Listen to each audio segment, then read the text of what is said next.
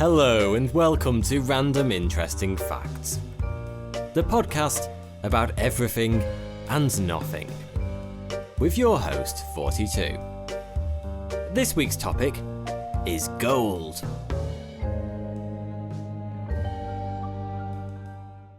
So let's dive right in with fact number 1. You have gold inside your body. Did you know that you, yes, you, listening to this right now, are really valuable? And before you click away and assume I've gone mental and I'm about to launch into some patronising life coaching, don't worry. What I mean is you literally have gold inside you. If you're of average weight, around 70 kilograms, you most likely contain about 0.229 milligrams of gold, with your blood being made up of around 0.02% of the shiny stuff. That might not sound like much, but here's another way to picture it. 0.229 milligrams of gold would form a cube approximately 0.22 millimeters along each side. Wow. Now, before you go running off to your local gold blood donation centre, those don't exist by the way, I'm afraid it's hardly enough for you to actually sell. Sorry about that. In fact, some weird person on the internet, probably one of those bored scientists that discovered you can cure hiccups by putting a finger up your bum, no, I'm not joking, has calculated just how much blood you'd need to make a sale. And unlike the hiccup cure, try that one later if you like, this is a little out of reach. For anyone who's ever donated blood, you will know you can't just wander in every day, make your donation and leave. That's because after donating a pint of blood, that's about half a litre, your body needs 4 to 6 weeks to fully recover. So in order to gather enough bloody gold that someone would actually want to buy it, you'd need to have 40,000 people donate their blood at the same time, with the goal of sharing the profits around. But even then, there wouldn't be much to go around. The amount of gold you could extract from the blood of 40,000 people would equate to just 28 grams, or 8 ounces. When sold, that would give you around £1,151. Divide that up amongst all the donors, and they'd be left with 3 pence each. So it's probably not worth the effort. But still kinda cool. Besides, you might want to think twice about donating your bodily gold, not that you can, because it might be more valuable for you personally than anything money can give you. It's been shown that gold plays a vital role in your body, helping to maintain joints and facilitates the transmission of electrical signals throughout the body.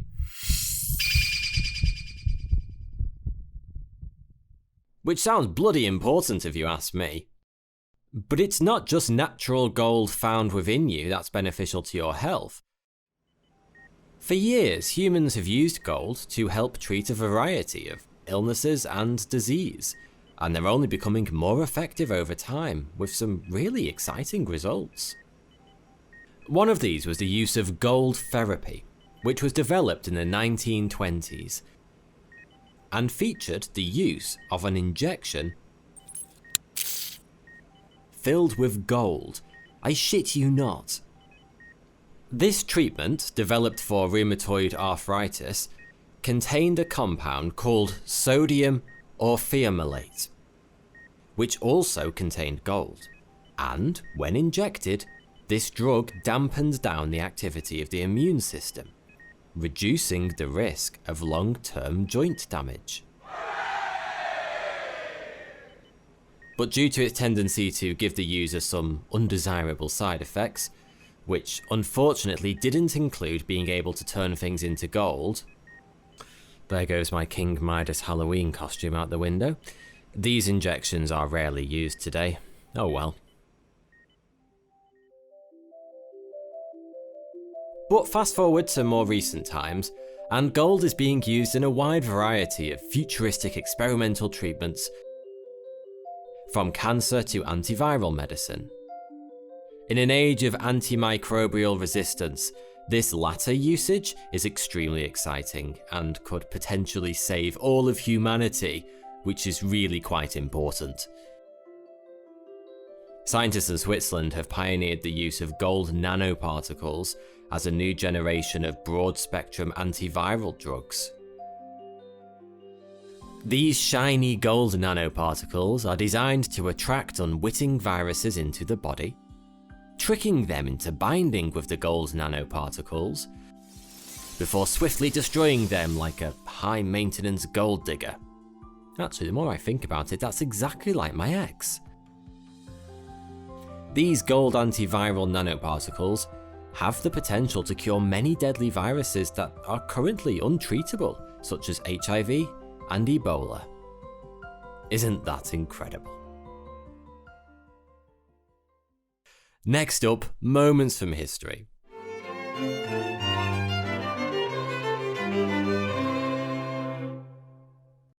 Where we dive into one particularly odd moment from the past. This episode, the man who sold the Eiffel Tower. The Eiffel Tower wasn't always the gleaming beacon of Parisian culture that we know it as today.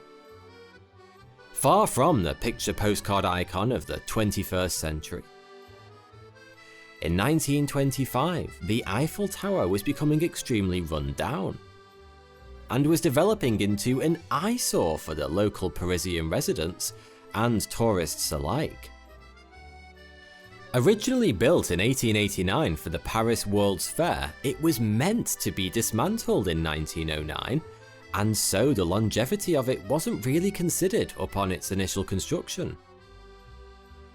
After all, it was only supposed to be up for a couple of decades.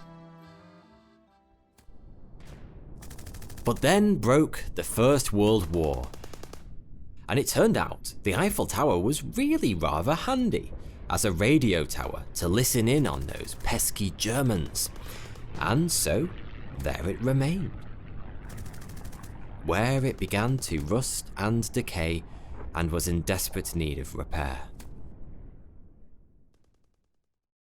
Back to 1925. Something needed to be done for this rusting, unwanted erection, and it was all anyone in the city could talk about. The state was having difficulty finding money to repair it, and there were even rumours about the whole thing being demolished. And this is where our protagonist of the story saunters in. Now, Count Victor Lustig was an interesting character to say the least. Originally from Austria-Hungary, Lustig travelled across Europe and America, tricking people out of their hard-earned cash along the way. The 1920s was infested with con artists, with smooth-talking swindlers such as Charles Ponzi, the infamous creator of the Ponzi scheme, and Count Victor Lustig, knocking about all over the place. Everyone was out to get their hands on your money and pull the rug from under your feet. But he was a professional and a gentleman who, according to a crime magazine, yes, that's a thing, was a man who, quote-unquote, society took by one hand, the underworld by the other. A flesh and blood Jekyll Hyde. To the naive public, he was a man who seemed rather trustworthy, and he took full advantage of that. Hearing rumours that the Eiffel Tower could soon be torn down, Lustig's ears pricked up and his eyes twinkled. For he had just thought of the perfect con. He had a professional forger create fake government stationery and gathered together 6 scrap metal dealers at a confidential meeting in one of Paris's most prestigious hotels, the Hôtel de Crillon. Can you see where I'm going with this? Under the guise of a government employee, Lustig told the scrap dealers that, due to the overwhelming expense of maintaining the Eiffel Tower, the city wanted to sell it for scrap metal. Although today this would raise a few eyebrows and inspire a swift Google search, in 1925 Google wasn't invented yet, and this wasn't much of a surprise to the scrap dealers, considering all the rumours flying around town, so they just took him at his word. He even had government stationery! Lustig even took the men on a limousine tour around the Eiffel Tower for added effect. One of the scrap dealers, a Mr. André Poisson, fell for the grand charade that Lustig had cleverly curated. I mean, if your name is literally Mr. Fish, you're going to be rather gullible, aren't you? Poisson made a bid for the tower and later handed Lustig a briefcase full of cash. I can only imagine Lustig's face when he opened the briefcase. He must have thought it was too good to be true. It's truly amazing what some fancy stationery can get you. Of course, Lustig then swiftly hopped on a train to Vienna, never to be seen by Mr. Fish again.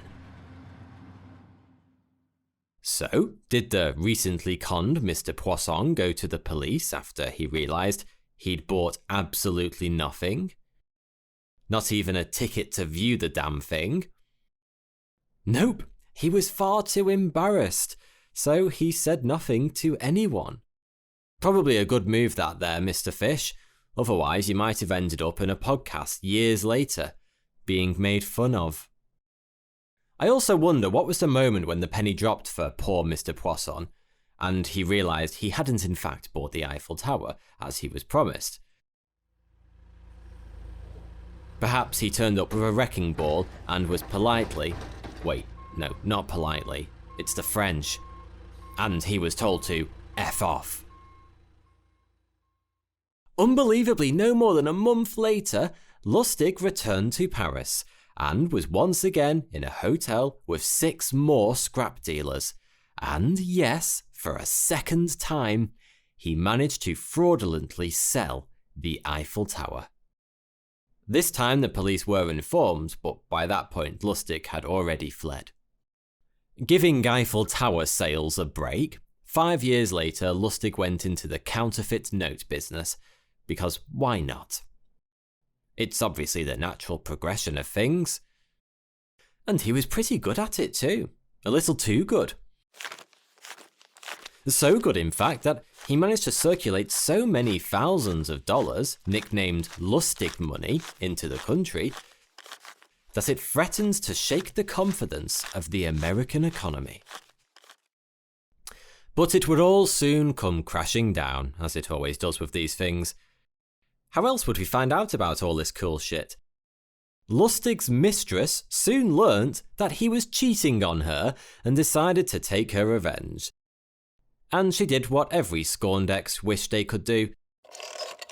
She placed a not-so-anonymous phone call to the federal authorities, reporting all the wrongdoings of Lustig. He was sentenced and spent the rest of his life in the infamous Alcatraz, where he would later die from pneumonia. On his death certificate, the man who sold the Eiffel Tower twice and got away with it, for a while, was sadly listed as an apprentice salesman. I think he was a little better than an apprentice, if you ask me. Now, we'll take a short break whilst you absorb all that information, and soon we'll be back with fact number 2.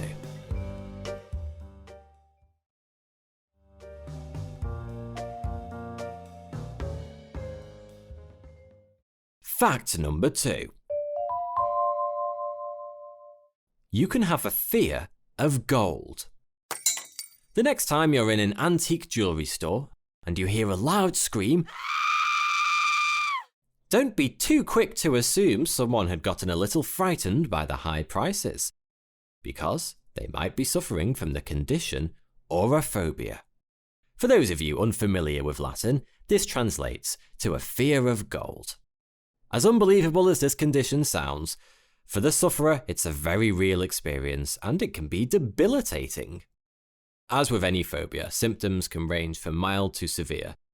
And for those with agoraphobia, exposure to gold can result in sweating, nausea, and anxiety, all the way to chest pains, panic attacks, and the fear of dying. But when you first think about it, like I did, you might assume that being scared of gold wouldn't really get in the way of daily life too often. Unless you're obscenely wealthy or a pirate. Although come to think of it, an agoraphobic pirate sounds like an amazing idea for a film. You heard it here first, folks. But for the average person, taking time out of your day to clean your collection of gold bars or scrub your golden toilet isn't a common concern, so you might be forgiven for thinking it's a bit of a non-issue. Well, I'm here to tell you you're completely wrong. By taking you through some obstacles you would face if you did suffer from agoraphobia. First of all, going on the internet, watching TV, or even reading a newspaper wouldn't be safe. When even a picture of a gold bar can be too much for some agoraphobia sufferers. Just think how many times per day do you see the current price of gold? A film or TV series involving gold. An advert trying to sell you a limited edition gold coin. And worst of all, people. Yes, you heard me right, people. And no, I'm not talking about some weird people made out of gold, which you've just happened to miss whilst walking about. But rather something that we humans like to decorate ourselves with an awful amount. Jewellery. Specifically of the golden variety. Whether it be a delicate gold ring, necklace, watch, a pair of earrings, bracelets, chain, gold tooth, we're all dripping in gold. And for someone severely afraid of it, this poses a massive issue. Not just for online media, but on the day-to-day streets as well. Imagine being too scared to walk down the street because someone might walk by you with a wedding ring on. It would certainly make proposing to an agoraphobic that little bit trickier. Take it from me, the last thing you want when you're proposing to your soon-to-be wife is her screaming and running away from you. It's rather embarrassing. And you couldn't have a church wedding either.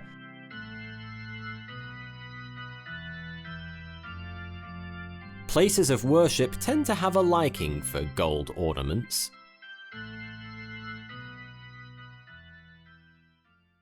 Of course, jewellery shops and antique stores are also a big no-no for agoraphobics. I would probably also say a trip to Dubai is out.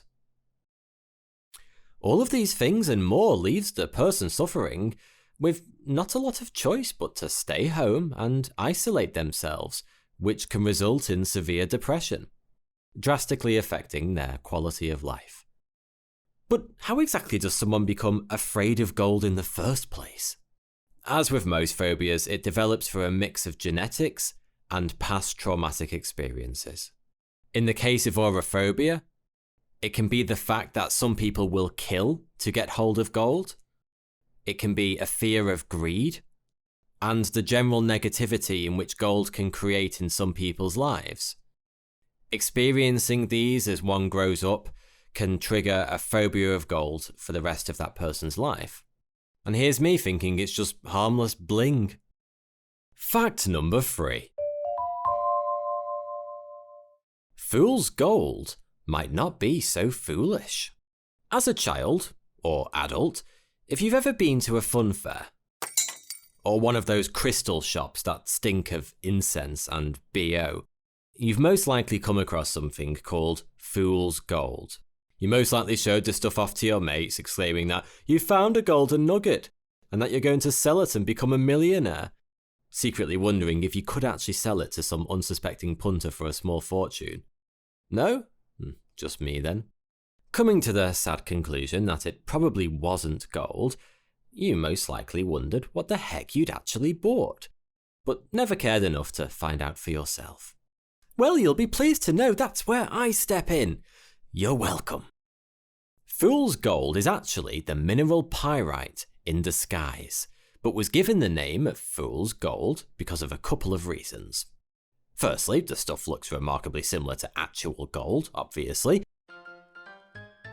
And secondly, during the California gold rush in the 1840s, inexperienced gold prospectors looking to dig themselves a quick buck were fooled by the worthless pyrite.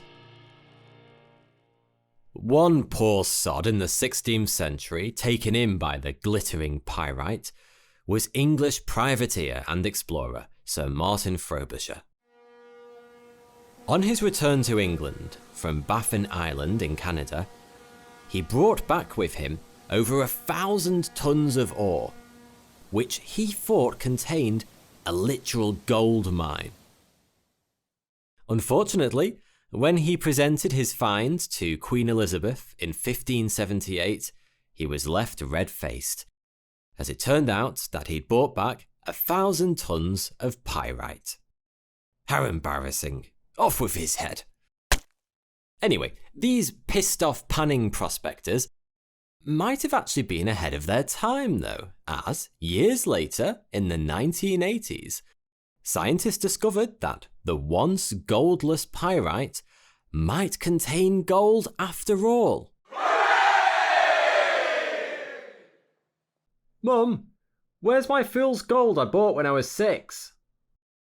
This is due to the relatively new discovery that fool's gold contains a previously unrecognised third type of gold, lurking within the pyrite.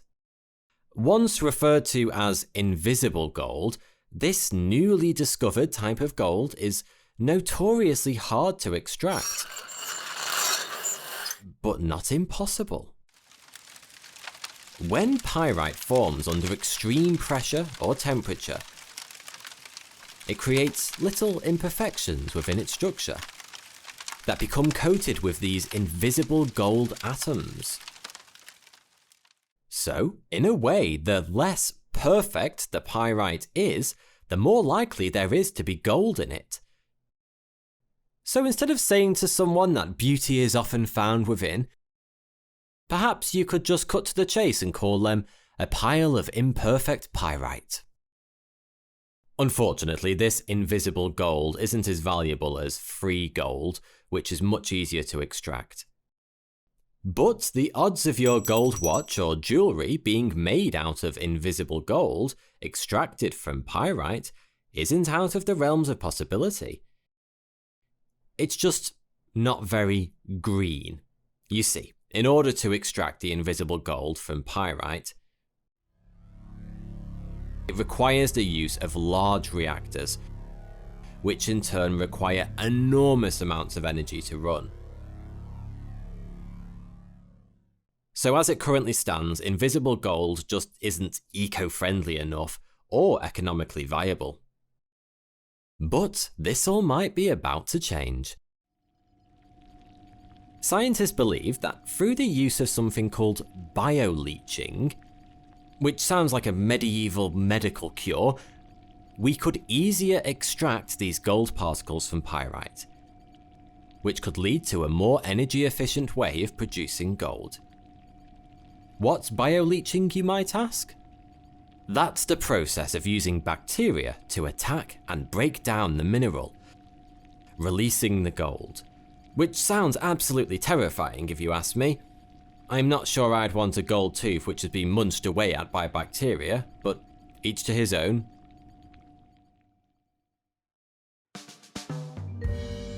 And that was Random Interesting Facts. Thank you for listening, and I'd absolutely love to hear your comments and suggestions for future episodes.